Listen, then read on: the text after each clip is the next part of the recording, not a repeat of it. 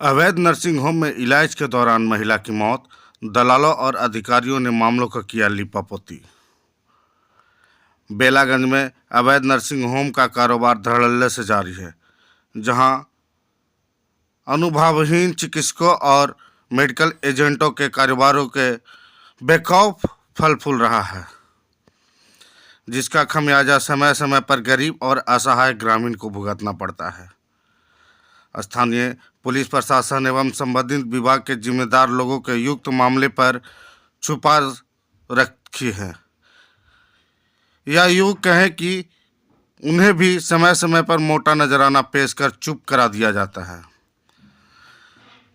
बेलागंज और आसपास में कंबाई बाजारों में बैरॉक टॉक संचालित अवैध नर्सिंग होम में अक्सर मरीजों की मौत चिकित्सक के लापरवाही से हो जाती है, जिसके बाद कुछ देर के लिए मरीजों के परिजनों और चिकित्सकों के बीच हाई वोल्टेज ड्रामा होता है और उसके बाद अवैध नर्सिंग होम के दलालों के द्वारा कमजोर और लाचार मरीजों के परिजनों को मिला जुला कर डरा धमका कर मामला रफा दफा कर दिया जाता है।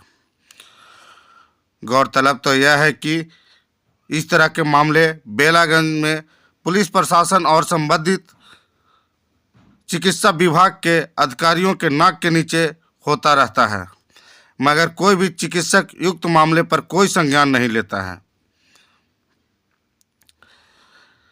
चिकित्सा अधिकारी ऐसे ही एक घटना गुरुवार के शाम घटी। प्रखंड मुख्यालय के स्टेशन मोड़ के समीप संचालित एक अवैध नर्सिंग होम में भर्ती एक महिला की मरीज इलाज के दौरान चिकित्सकों के लापरवाही के कारण हो गई। फिर वही कहानी फिर से शुरू हो गई, वही हाई वोल्टेज ड्रामा शुरू हो गई। मृतक महिला के परिजनों ने नर्सिंग होम के आगे जमकर बवाल मचाया। सूचना के बाद मौके पर स्थानीय पुलिस और टीम पहुंच गई। आक्रोशित परिजनों और पुलिस के बीच धक्का मुक्की का भी घटना सामने आई है। परिजनों का आरोप था कि चिकित्सक के लापरवाही के कारण मरीज की मौत हो गई है। गुरुवार के शाम लगभग 3 घंटे तक युक्त नर्सिंग होम के सामने लोगों ने जमकर बवाल मचाया। लोगों को उग्र देखकर चिकित्सक सहित सभी स्टाफ नर्सिंग होम में ताला लगाकर भाग खड़े हुए। बवाल होता रहा। सूचना के बाद मौके पर पहुंची बेलागंज के थाने के पुलिस ने पीड़ित पक्ष को समझाने का प्रयास किया, जिसके बाद परिजनों आक्रोशित भीड़ ने एसआई अशोक कुमार पर चिकित्सक से पैसा लेकर मामला रफा दफा कर दबाने का आरोप लगाते हुए पुलिस के साथ धक्का मुक्की भी की। देर शाम तक हाई वोल्टेज ड्रामा चलता रहा। उसके बाद शुरू हुई पीड़ित परिजनों का मान मनवाल की प्रक्रिया। फिर वही हुआ, कुछ पैसे का लेन देन हुआ, लाश की एक कीमत लगाई गई, जिंदगी का कीमत लगाई गई और मामला रफा दफा किया गया।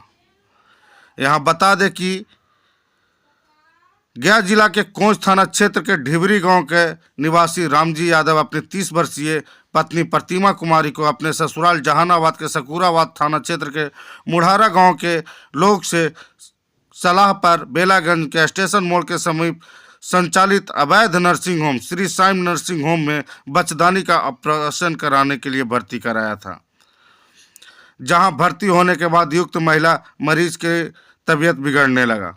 गुरुवार के सुबह युक्त नर्सिंग होम के चिकित्सक डॉक्टर आर कुमार उर्फ रंजीत कुमार अपने स्टाफ के साथ नर्सिंग होम में ताला लगाकर फरार हो गया। इसके बाद मृत महिला के परिजनों ने लगभग 3 घंटे तक नर्सिंग होम के सामने सब रहकर जमकर बवाल काटा। फिर वही हुआ जो बेलागंज में अवैध नर्सिंग होम के सिंडिकेट के द्वारा किया जाता है। मृत मरीजन के परिजनों को मैनेज किया, पुलिस प्रशासन को मैनेज किया, चिकित्सक विभाग के पदाधिकारियों को भी मैनेज किया। देर रात के परिजन बेलागंज थाने में लिखित आवेदन देकर दोषी चिकित्सक पर किसी तरह का कोई मामला दर्ज करने से इनकार किया। इस गौरतलब बात को यह भी है कि कोई पहली घटना नहीं है। बेलागंज प्रखंड मुख्यालय सहित अन्य आसपास के कंबाई बाजारों में कुकुरमुत्ते की तरह फैले अवैध नर्सिंग होम में आए दिन हर महीने 2 महीने पर इस तरह की घटना हो जाती है। सब कुछ जानते हुए भी बाद में स्थानीय पुलिस और प्रशासन या चिकित्सा विभाग के पदाधिकारी की लापरवाही ग्रामीण क्षेत्र के अशिक्षित, गरीब, लाचार मरीजों के लिए काल बन जाता है और लगातार हो रहे इस तरह के जघन्य अपराध की पूरी जानकारी होने के बावजूद संबंधित विभाग, चिकित्सा विभाग के जिम्मेदार लोग को भी चुप्पी साधे रहती है। प्रशासन, चिकित्सक प्रशासन और संबंधित विभाग के अधिकारियों के गौरशैली पर सवालिया निशान खड़ा होता है। वही अधिकारियों के कार्यशैली से यह स्पष्ट होता है कि अवैध कारोबार से जुड़े लोगों के द्वारा चिकित्सक विभाग में अधिकारियों को समय अनुसार मोटा नजराना पेश किया जाता है, तभी तो कोई कार्रवाई अभी तक नहीं किया जाता है। आपको बता दें कि इस वर्ष नर्सिंग होम का किसी भी नर्सिंग होम का बेलागंज में लाइसेंस रिन्यू नहीं किया गया है। सब अभी तक अवैध हैं, फिर भी धड़ल्ले से चल रहे हैं। किसी पर किसी तरह का कोई कार्रवाई नहीं किया जाता है। बेलागंज से bureau report, crime search news. Patient को यहाँ ट्रीटमेंट के लिए ऐड कर रहे थे, उसी वक्त पेशेंट आपका कोमा में था, ठीक है। तो पर भी हम यहाँ पे जो है एडमिट किए हम कि आप मेरे डॉक्टर साहब जो यहाँ से वापस किए थे, नहीं ठीक है मीडिया वाला है, बोलिए ना। मेरा डॉक्टर साहब जब यहाँ से अथी किए थे, डिस्चार्ज किए थे, तो क्या पेपर बनाए थे, कुछ फाइल दिए थे कि हम क्या क्या इलाज किए नहीं किए, तो बोले कि नहीं ऐसा कुछ भी फाइल नहीं है। हम कि तो फिर मेरा पेशेंट को आप ट्रीटमेंट कैसे डायरेक्ट कर देंगे। वहाँ भी सर हुआ, ठीक है, वहाँ भी थाने वाले आ गए।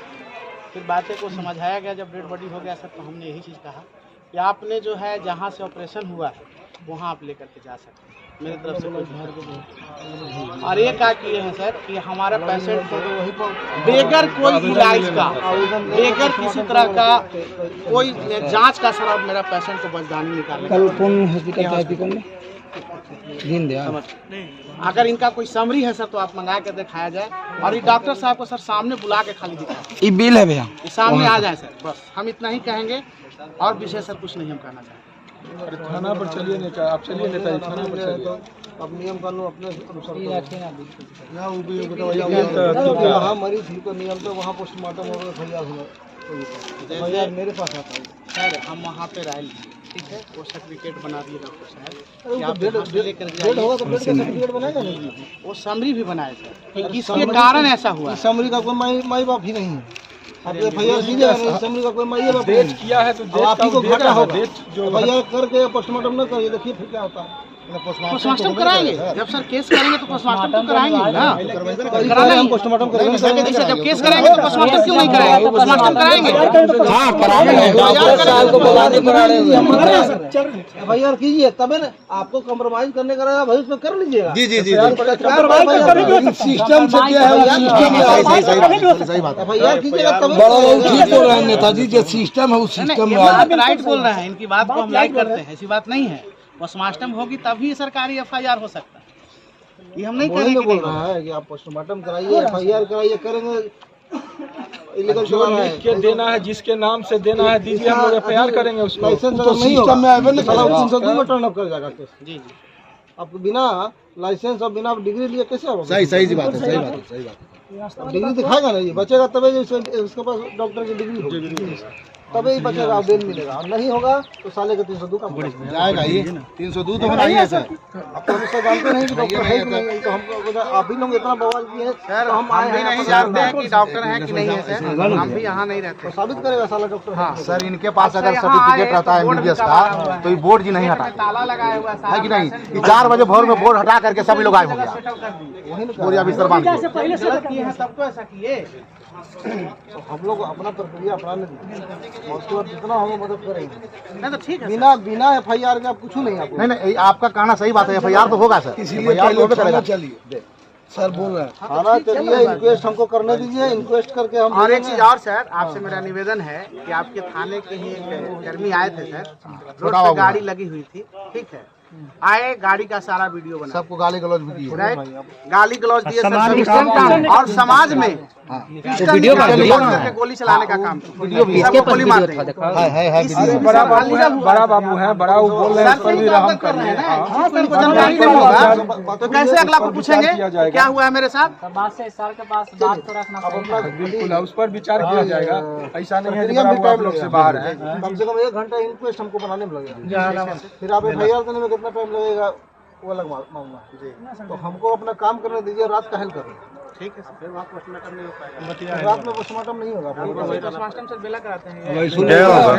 बेला में कहाँ है? जब भी वो तो मगध में होगा ना। यहाँ मेडिकल कॉलेज होगा क्या? कार्रवाई करेंगे। कोई बात नहीं, करा सकते हैं। इसके चलते हम सबका लाइसेंस पर लिखेंगे। नहीं ठीक है, जो है ना इसके चलते हम लेटर लिखेंगे अधीक्षक NMCH को, मेरे में कितना इलीगल चल रहा है।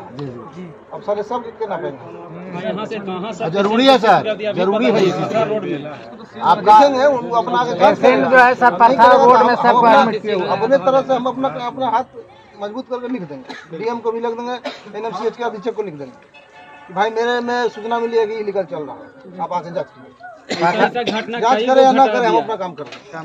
पथरा रोड में टोटल पेशेंट को सब एडमिट करा खाली MBBS है, समझे सर। एगो वहाँ से बोलाएगा, वहाँ से आई जो डॉक्टर इसका ये देखिएगा ना तो लगता है कि MBBS इसका अगर MBBS करता तो इसको अभी तक डिग्रियो नहीं मिलता। इसका ये तनी बुला के देख लीजिएगा सर।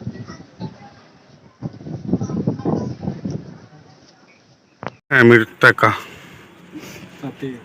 आपकी पत्नी थी वो, कैसे घटना घटा है? वो BP कम बेसी हो रहा था, हाथ उठ भी नहीं बढ़िया से जांच रहा था, समझे। और खाली पानी पूरा सलाइन करके उसको पूरा हाथ उठ में पूरा पानी डाल दिया और बस डेड कर गए हैं। और खाली ऑक्सीजन लगा के पेट फुला के और गया रेफर किया, गया से फिर पटना रेफर किया। मामला क्या था, क्या चीज़ के लिए यहाँ भर्ती कराए थे?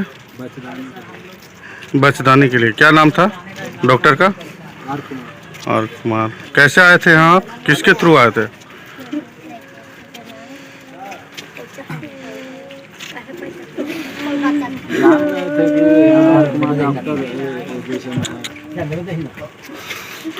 क्या नाम हुआ आपका?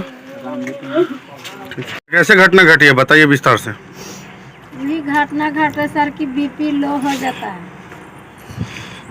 BP बढ़वे नहीं करता, या धूल पानी चढ़ा के सब सीना फूला के प्राण तो ले लिया। क्या चीज़ के लिए आया था? बाजदानी के ऑपरेशन हुआ था। क्या नाम है डॉक्टर का?